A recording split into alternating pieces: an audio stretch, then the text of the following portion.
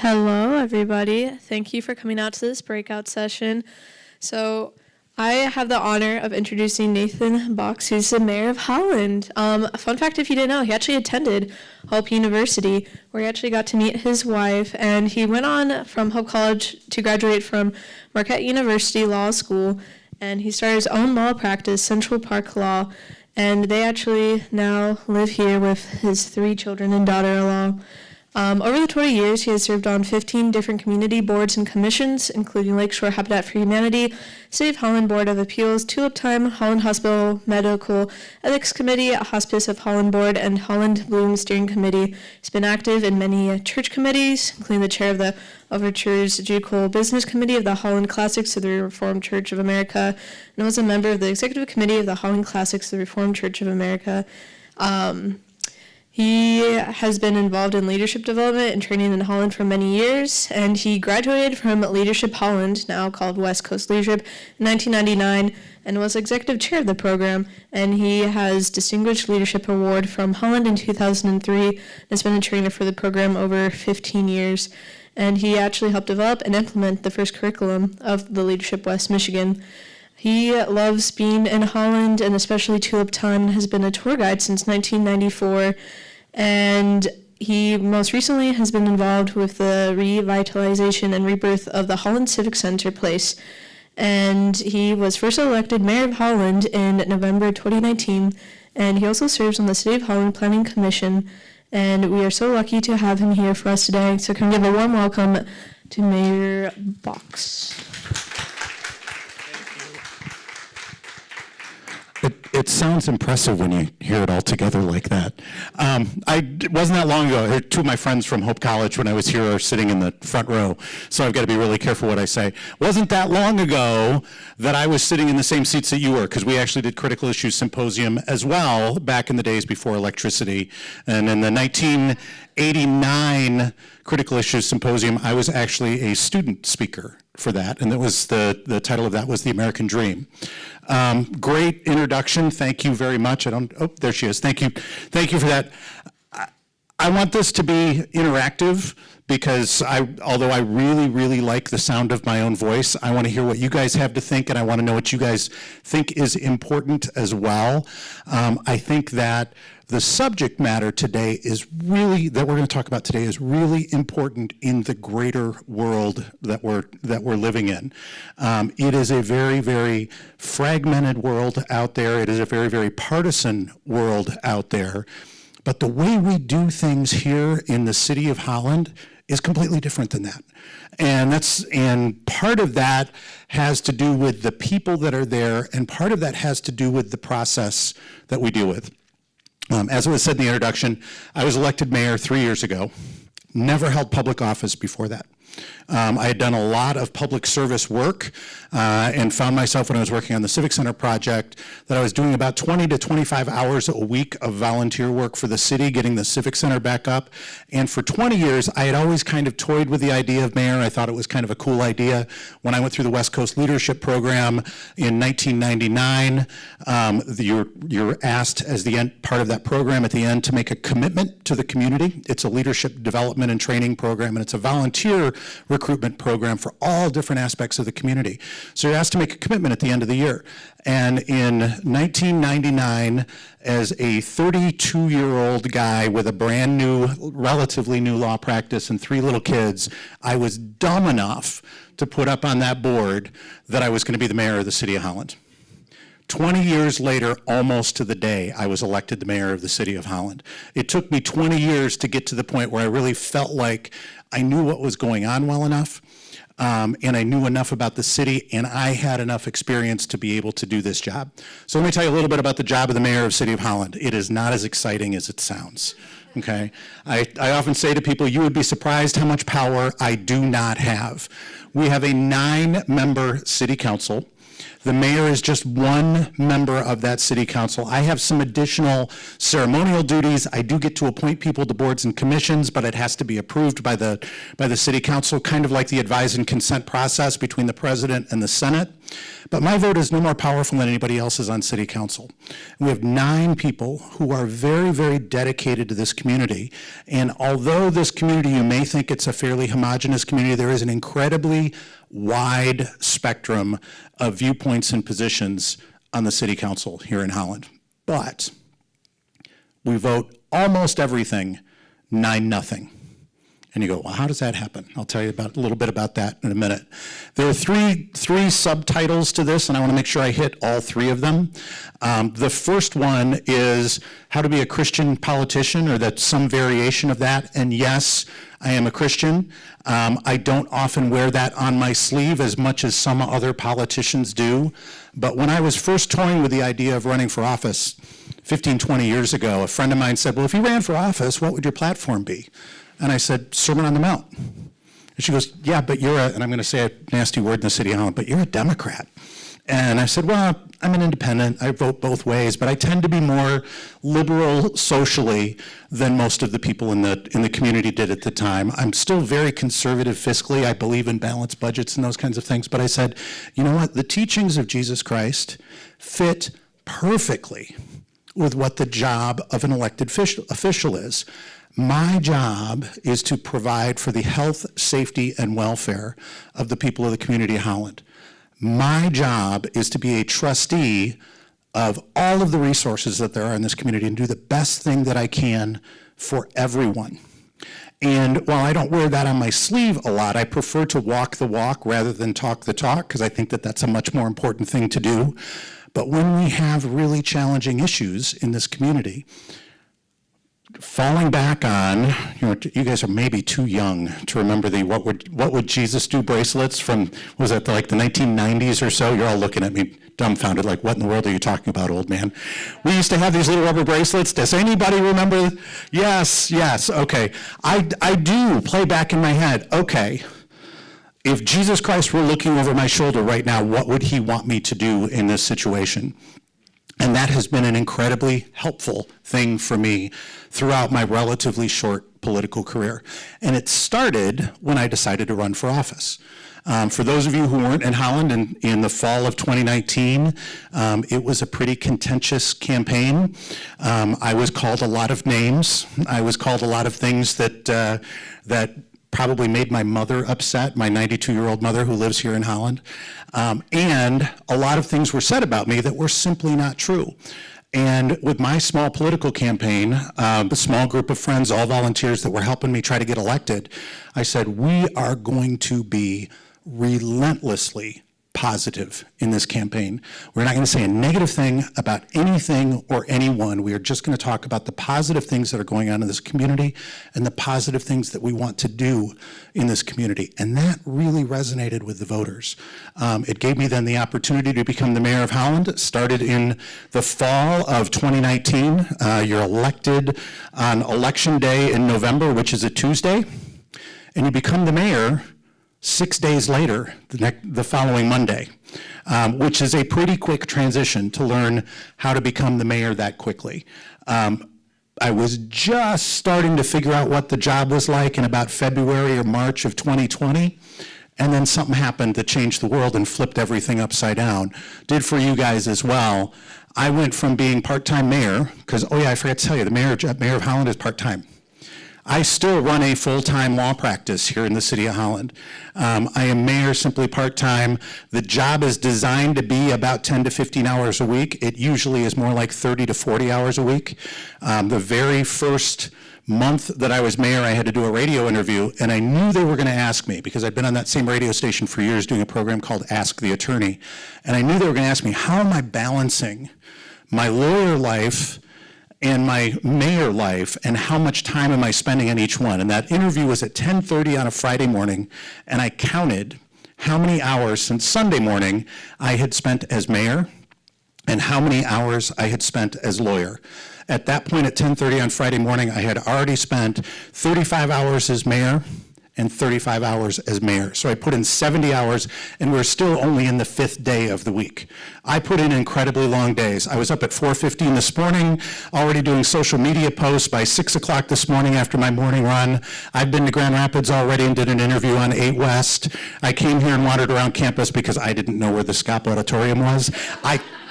I thought maybe it would be in SCOP Hall. It's not, apparently. And eventually found myself here to be with you. I'm going to go from here to a city council meeting, but before I do the city council meeting, I'm probably going to record a TikTok video or two. Maybe you guys have seen a TikTok video that I was in.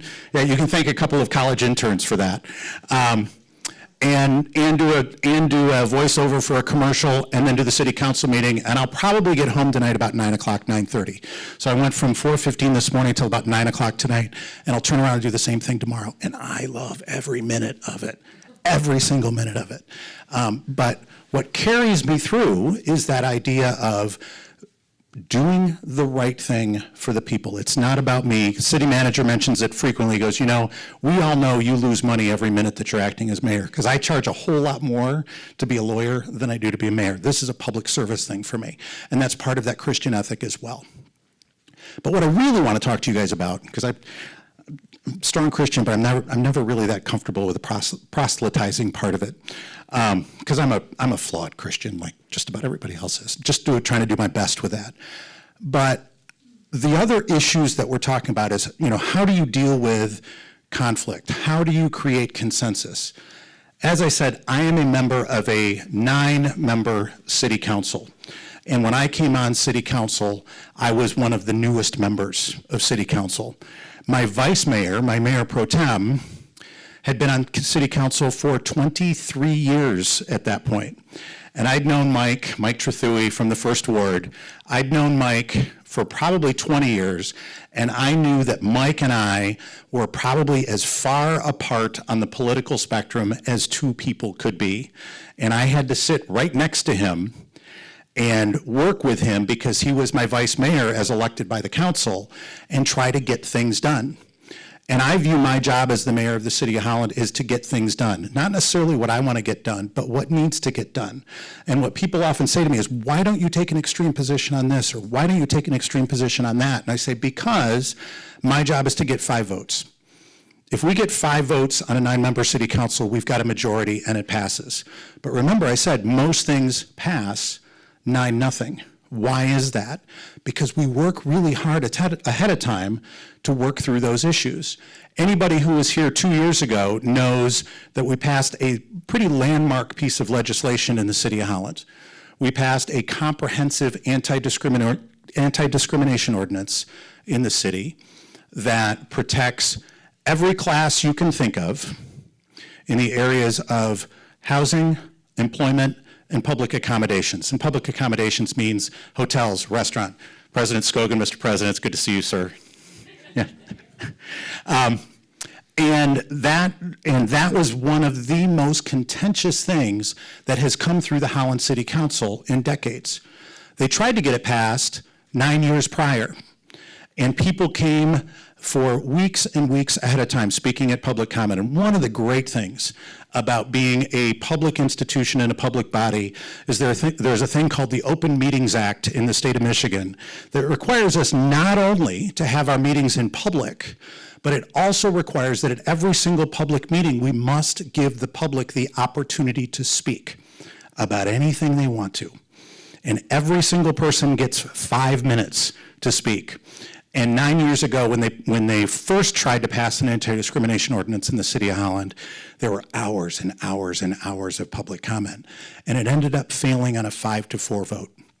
And for 9 years, people in this community said, we want to try to get that back in front of the voters again.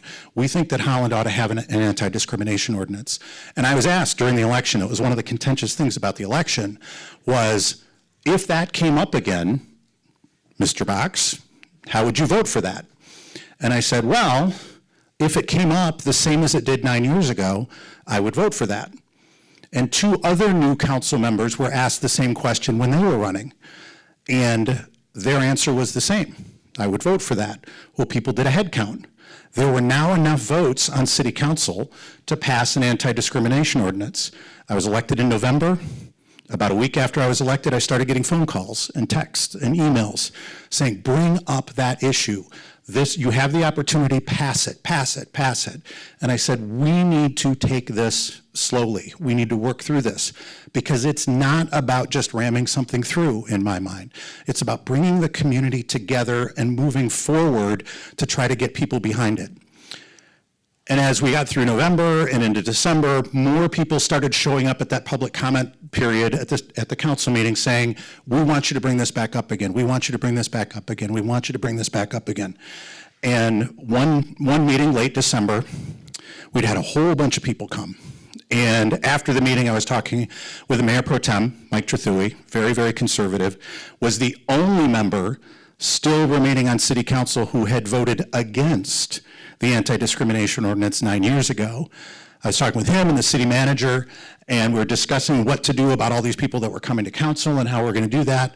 And in the midst of the conversation, Mr. Trethewey looked at me and he said, I think what you just said is you would like me to bring this issue back up again.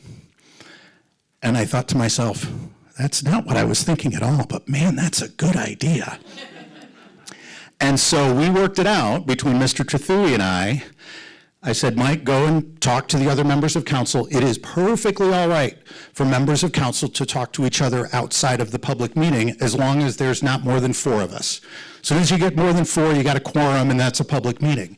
But you can talk one-on-one or 2-on-1 or 3-on-1 as much as you want to. And that's really valuable time. So Mike went and talked to every other member of city council and said, here's what I'm thinking about doing. We're getting a lot of heat in the press. We're getting a lot of heat from the public about bringing this issue back up again.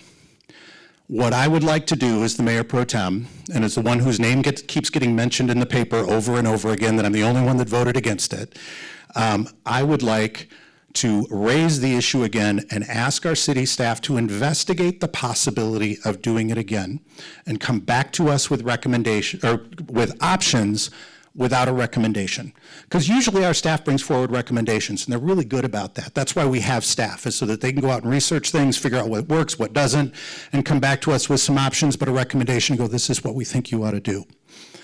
And so we made that decision in December, but we didn't have another meeting until mid-January because of the holidays. And so over the holidays, there's all this bubbling going on, and Mike and I are knowing that we're gonna bring this back up again in January, and we're gonna do it before we did our annual retreat with the city council, because we knew that there were gonna be a contingent of people coming to the retreat to try to just lobby on that particular issue over and over again. And it shocked the entire community that Mike Trethewey would be the one that brought that issue up again. We worked from January, started working and started having meetings about it in February, into early March of 2020, the pandemic hit. We pushed pause on everything except keeping the city running and keeping the lights on and keeping people getting water in the community and making sure the fire department and the police department were working.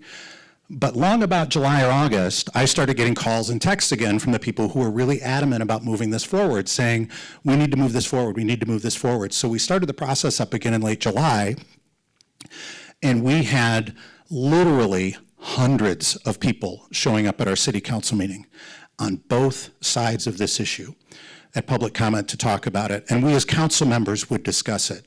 And Mike and I, because we've known each other for so long, know that we disagree with one another, but have a deep respect for one another and know that we are both coming into that conversation honestly and openly, and we would debate, the two of us, in front of the public, whether or not this was a good idea to do.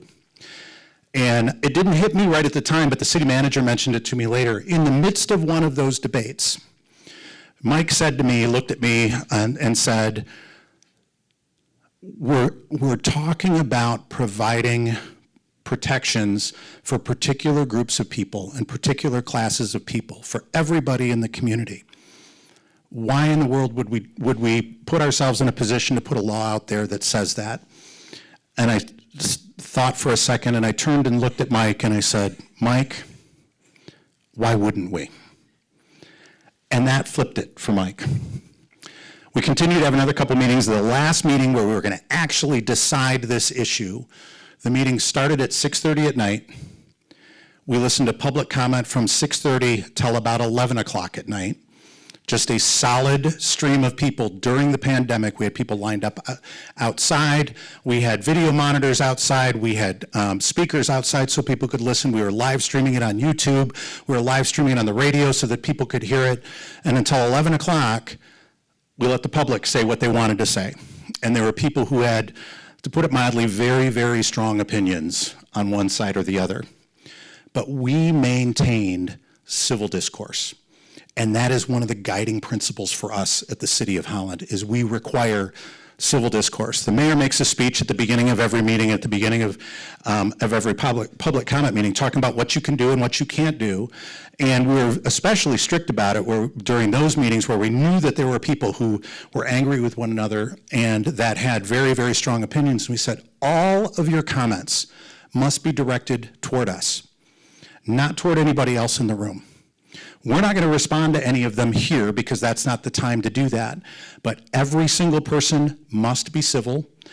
There will be no profanity. There will be no yelling. There will be no signs. We were strict about the way that you would communicate with one another in the council meeting. Because we said, you know what?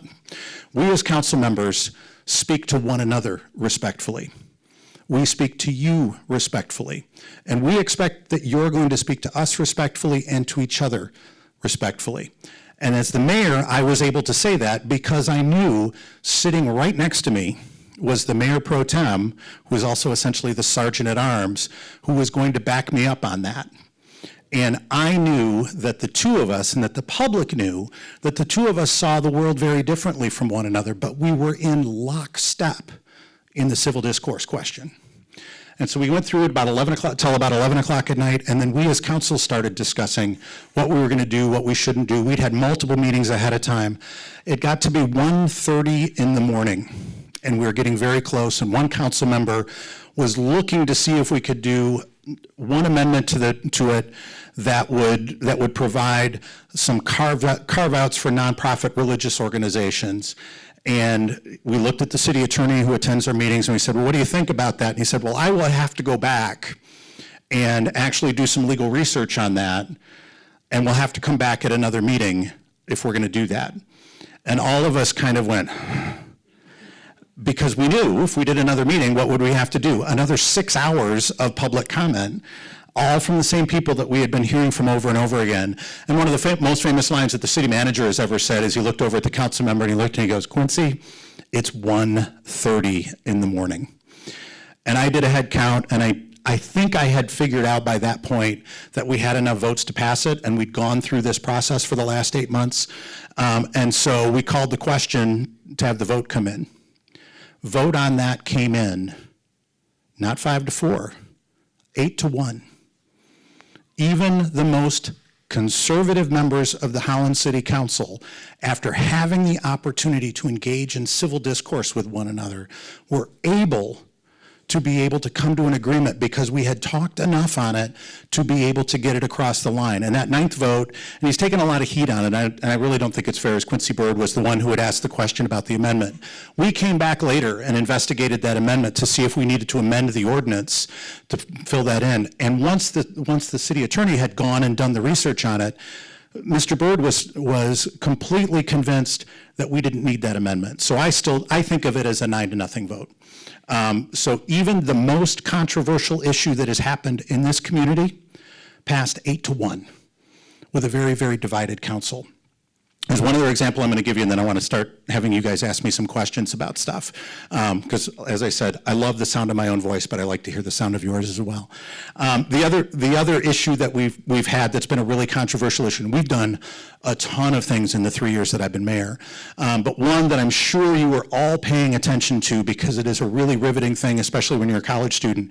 We completely rewrote the zoning and planning code for the city of Holland. You all paid attention to that, right? Yeah. If you were in town actually a year and a half ago, you probably saw the no to rezoning signs that were everywhere.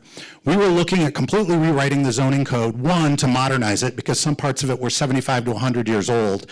also, we wanted to try to provide opportunities for more affordable housing, more mixed-use housing, more neighborhoods, really modernize the way that it was done.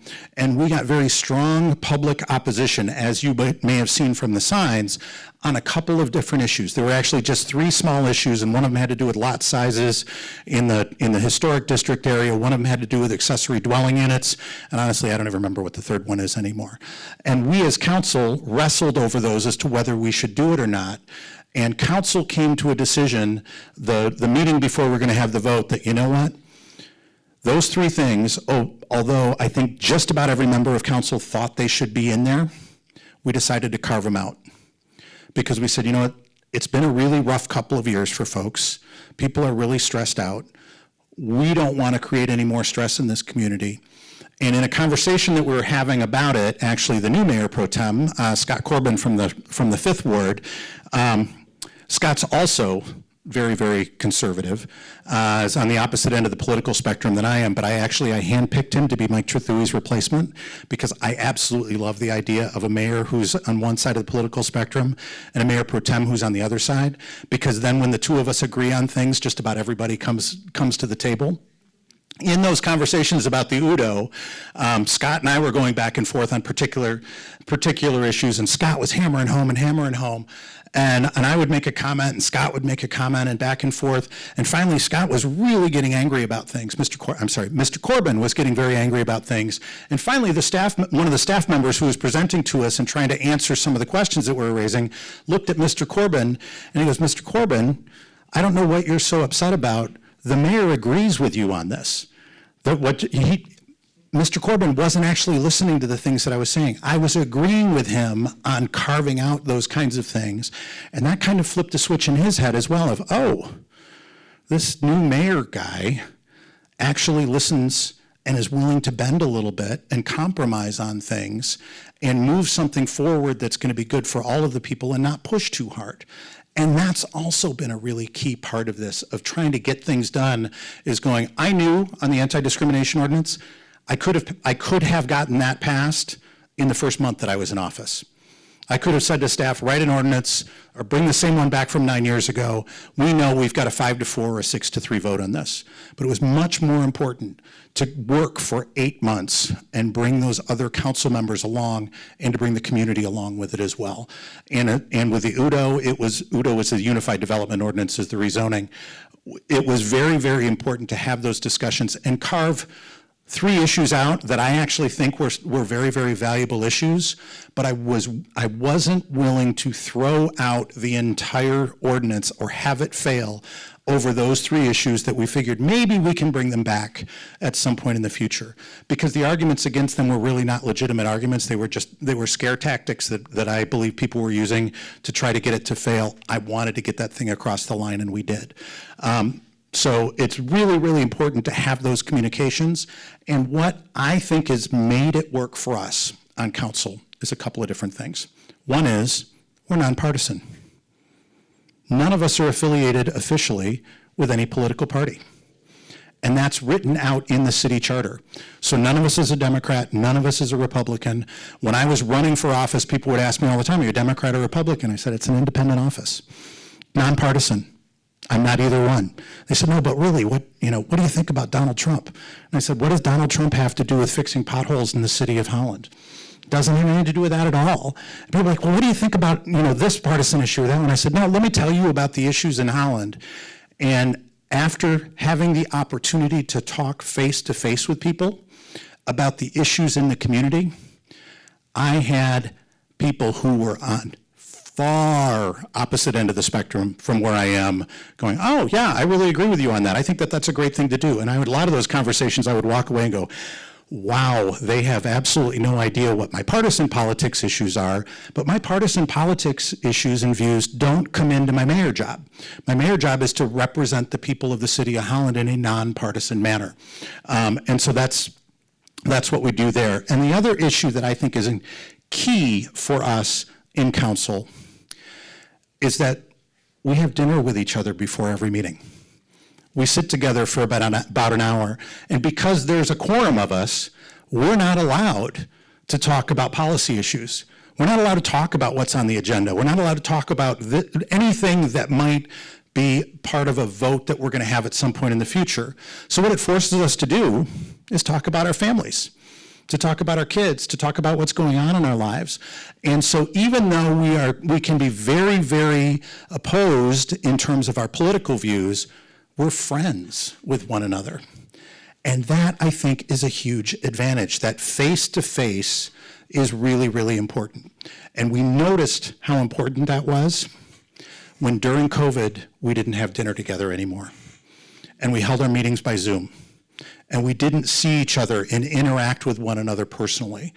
And I think it's incredibly important to have face-to-face conversations with people, to have interactions with one another, because I know people say things to me and about me on social media that they would never say to my face.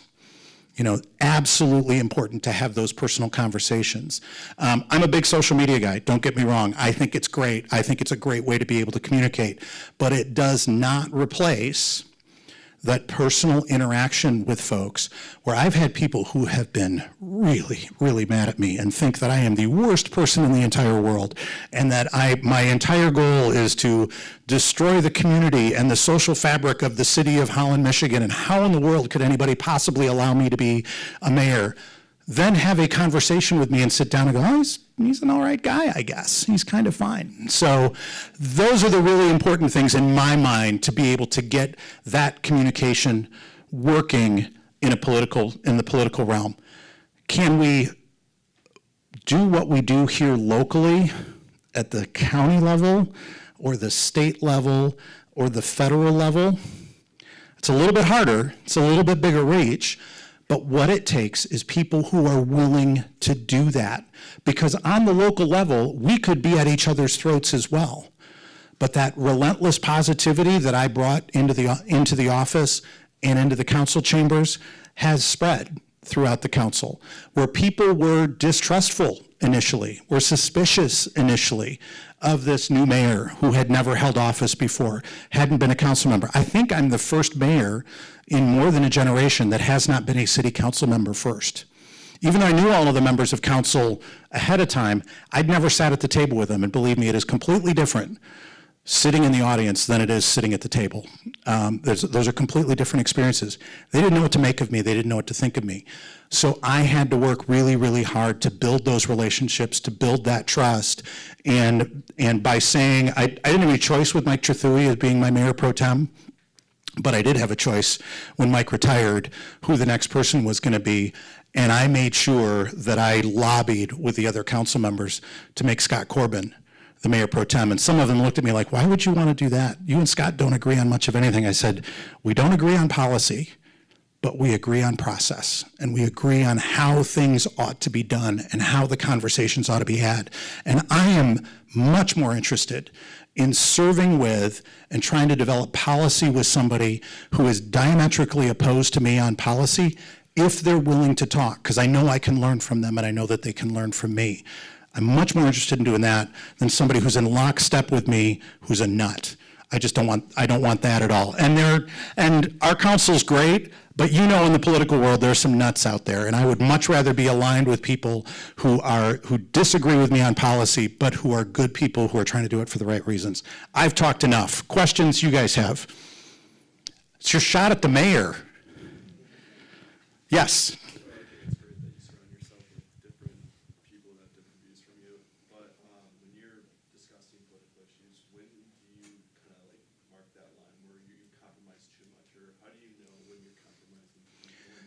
Yeah, that's a really good question. For those of you who didn't hear, when do you know when you're compromising too much, or when do you think that you're compromising too much? And there are some things I would not give an inch on. And in the Anti-Discrimination Ordinance, that was one of them.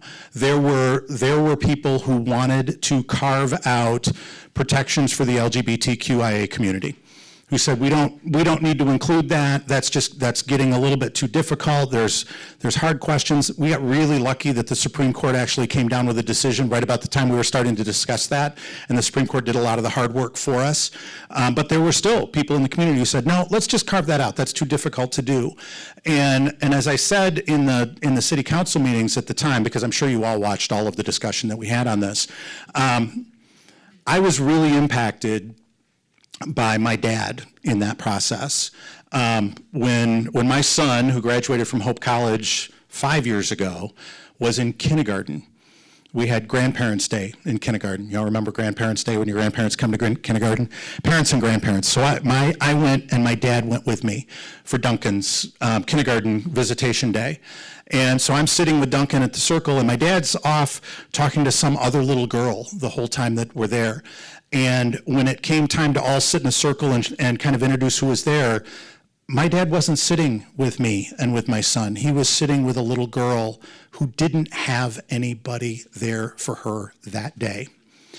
And I'll be honest, I was in my early 30s. I was a little annoyed with my dad that he wasn't sitting next to us. And as I've gotten older, I realized that my dad had a really uncanny ability to be able to find the person in the room who most needed his power and his stature. And in that room, he could be a grandpa to somebody that didn't have one. And I'm getting around to your question. I believe I have a point here. And when it came to the Anti-Discrimination Ordinance, my dad passed away in 2016, so 4 years before. I kept hearing my dad's voice in my head. People need someone to bring them to the circle. People need someone to make them feel welcome.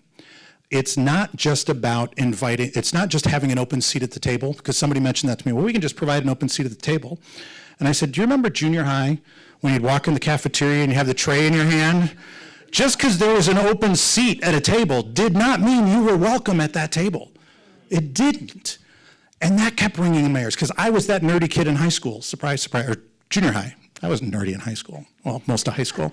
I was that kid with the tray in my hand. And I thought, it takes an invitation. It takes somebody saying, we want you here. You're welcome here. We're excited to have you here. And so when it came to the question of, are there certain groups of people that we should not extend that invitation to? I was not willing to draw that line. And so, how do I know? It's really hard to tell sometimes, but there are some things that you just absolutely feel in your bones. And maybe it goes back to that Christian ethic of, if Jesus were sitting there, would Jesus say, you know what, maybe that person's not worth it today? No, I don't think so. And I think it's really important for us to remember that when we're making those decisions. And it's something I learned from Mike Trethewey.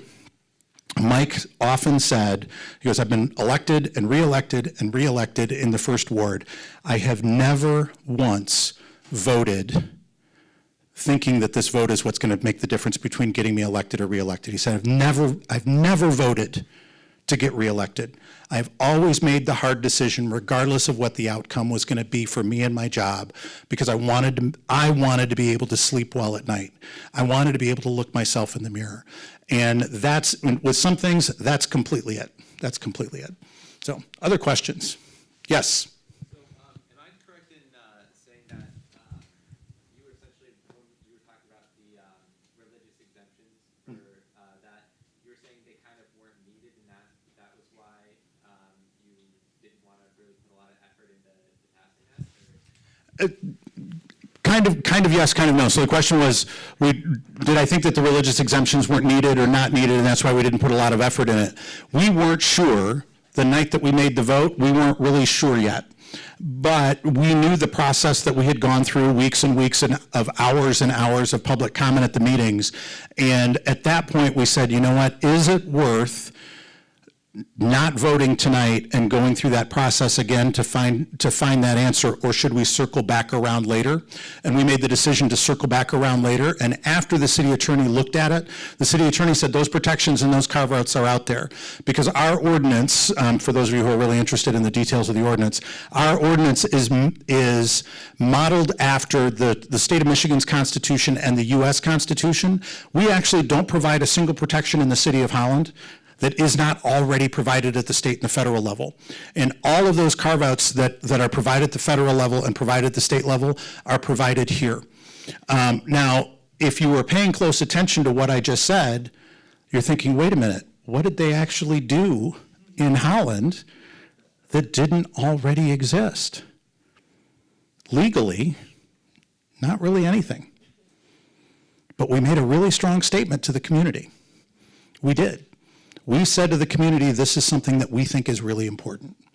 We think it's important to invite you to the table. We think it's important to have somebody bring you to the circle. And we don't want you just sitting in the circle. We want you to feel welcome in the circle. We want you to feel valued in that circle. And you know why that's so important? Is because it brings more really good people to the circle. It really does. One of the arguments that I made over and over again throughout this debate was, I said, if you've ever been to the City of Holland's Pride event, it takes place in Centennial Park every summer. You know who's got the biggest tent at the Pride event? Herman Miller. Herman Miller has the biggest tent at the Holland Pride event. Why? Because Herman Miller knows they need good people. And if you're going to have good people in your community, because good people bring good things, you've got to make them welcome. You've got to invite them into the circle. So we did go back and look at it again, and we had a group from the community say, we want you to revisit that amendment. And so council actually instructed our city attorney to go back and look at it a second time and say, is this something that we need to do to protect religiously based organizations and nonprofit organizations? And our city attorney came back and said very clearly, they're already protected under the ordinance. There isn't anything that we do that violates the rights of religious organizations because what we do aligns with the state and the federal Constitution. So I guess then, kind of my follow-up on that is you were talking about, completely redoing the, code. The zoning and planning code? Yes. And you said that you put some exemptions for people who are worried about different stuff, even though you didn't need them. So I guess why would you oppose putting this religious freedom exemption, even if it's redundant? Because actually putting that exemption in would have actually created a right that did not exist for those religious organizations. We would have actually been in contradiction of the state and the federal Constitution and would have opened up the city to lawsuit. And as a lawyer, I'm not interested in opening up the city to a lawsuit if I don't have to. So it would have actually created extra rights for those organizations that did not exist state and federally. And so that was where that line was drawn. And it seems like a contradiction, but in the law, it's not, because what we were doing in the zoning and planning code didn't have to do necessarily with fundamental rights that anybody has, but actually has to do with what you can do with your property or not with your property. And there's a fight going on. You'll probably see something about it in the newspaper. I was looking at it right beforehand. Do you know that Holland has an ordinance regarding short-term rentals? Yeah, Airbnbs, those kinds of things. There's a bill that's, I think, going in front of the Senate today, where the state government wants to set the rules for every single community in the state. And right now, Holland limits ours to 25 within residential areas. If the bill passes, that limit will go from 25 to 300. And that's one of those things that we addressed in that ordinance is we didn't want to extend those too far. And we wanted to provide protections for people because everything we do, there's a balance. Because every decision, every vote I make is going to make somebody happy and is going to make somebody upset. And I oftentimes spend my time with people on one end of the spectrum really mad at me and people on the other end of the spectrum really mad at me. But what I figure is I'm going to try to figure out how much I can do for that meaty middle, that 80% of the people that are in the middle, because the people on the far left are ticked at me and the people on the far right are ticked at me, and I'm going over time, aren't I? Nope, okay. I get time for one more question. Yes? What would your advice be for people who maybe have issues that are important to them but aren't exactly sure how to navigate like a local government? talk to your representative. We tend to be nice people and we want to listen, or talk to staff people. I get questions and emails almost every day from people about, what about this issue? What can you do about this? What can you do about that? I get people tweeting at me about different things that they think are important as well. And in some cases, the things that people ask me about are things that I can't do anything about because it's not within our jurisdiction, but I can point them in the right direction and who it is that they ought to talk to. So really important to reach out, because we're not going to know that that's an issue for you or that's important for you unless you come and talk to us. Great example, we had a gentleman, greatest small government thing I've ever seen in my life. I was sitting at a city council meeting in the audience, wasn't mayor yet. Guy comes in, kind of disheveled looking, dirty jeans and jacket, and gets up at public comment and says, I like to fish at Collin Park overnight because that's when the carp are running. And you guys have a city ordinance that says nobody can be in Collin Park between midnight and 4 a.m. And I would like a way to be able to go and fish in Collin Park between midnight and 4 a.m. And he goes, we could fill out an application, or we could have a card or something so that the police don't come and roust out the fishermen who want to be there because that's the best time to fish. And he goes, and actually, y'all think that it's a good thing if the park's empty overnight, but really that's when all the trouble happens. There's a bunch of us fishermen there, there's not going to be trouble. And I watched and I thought, wow, here's a guy who saw a problem, is presenting a solution to city council, is not saying it terribly eloquently in terms of the flowery language that he might be using, but he's sure getting his point across. And city council doesn't respond to those things, but somebody from staff said, well, we'll look into that, sir. The next week, he comes back again because it's a big issue for him. He's been rousted out of the park 5 more times since the last meeting. And he comes and he stands up to say the same thing, and he says it again, and the staff member that had said, we'll look into that, said, you know what? In the week since you've been here, we've developed a process. If you come into my office tomorrow, all we want you to do is to let us know who you are. We're not going to keep track of you at all, except if we find a bunch of fishing tackle at the end of right by the water's edge, and there's nobody there, and we figure somebody drowned, at least we have a list of the people who we think might have been there, so we can find you. So in 1 week, that person came with a problem, with a potential solution, and it was resolved in a week by local government. And that this government, especially in the city of Holland, is interested in trying to solve those problems. Because while we like to think we know everything, believe me, we do not know everything. I did not know that the carp ran between midnight and 4 a.m. out in front of Collin Park, or that anybody would even want to fish for them. But that guy did, and he came forward with that result for us. So thank you guys very much.